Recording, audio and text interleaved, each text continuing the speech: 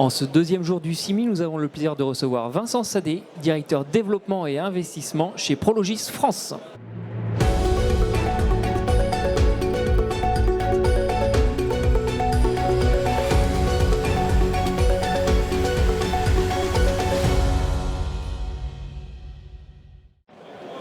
Vincent, bonjour. Bonjour. Merci beaucoup d'avoir accepté notre invitation. Merci.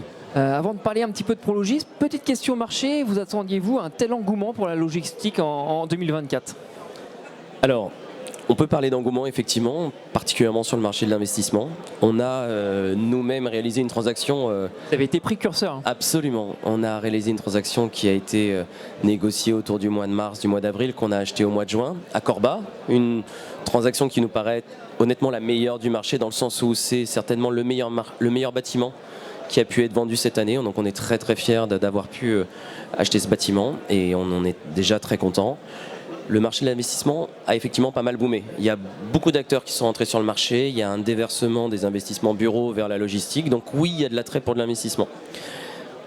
Je dirais avec pas mal de portefeuilles, mais aussi des bâtiments isolés, de la petite logistique, de light industrial, donc il y a un petit peu de tout.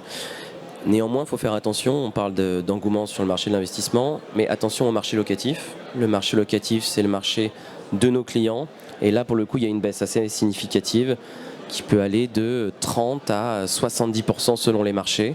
Donc oui, il y a de l'attrait pour acheter des bâtiments, mais il y a un marché locatif qui est en net recul. Petit bémol là-dessus néanmoins, il est en net recul. On a moins de demandes de nos clients pour des mètres carrés logistiques, c'est assez conjoncturel, les facteurs structurels restent les mêmes, mais les clients ne partent pas de nos bâtiments non plus. On a 3,5 millions de mètres carrés en France, on a 3% de vacances. Donc on n'est pas non plus sur une situation catastrophique, on est sur une situation, j'ai l'impression, qu'on pourrait imaginer ou illustrer comme étant un peu plus normale que la situation exceptionnelle dans laquelle on était les 3 dernières années. Autre activité de Prologis ces derniers mois, le lancement de Connect, c'est un projet dans le 17e arrondissement de Paris. En quoi ce projet illustre-t-il votre positionnement ? Alors, le projet de Connect, c'est un bâtiment déjà sur plusieurs étages, c'est multi-étages. Il y a un R-1, il y a 5 étages en superstructure. C'est un hub logistique de logistique urbaine de 67 000 m² dans Paris, intramuros. Donc, en quoi ça illustre notre stratégie ? Premièrement, c'est être au cœur des villes, être au cœur des territoires. On a évidemment un business model initial qui était plutôt sur des parcs à la périphérie des villes. Ces parcs ont été d'ailleurs majoritairement rattrapés par la ville et on doit, pour compléter notre offre, avoir des bâtiments qui sont au cœur des villes, au cœur des territoires. Alors là, on a la chance d'avoir un bâtiment qui est dans Paris, ce qui est assez exceptionnel. Et bâtiment à étage, c'est cœur des territoires, mais c'est aussi une réponse à la raréfaction foncière.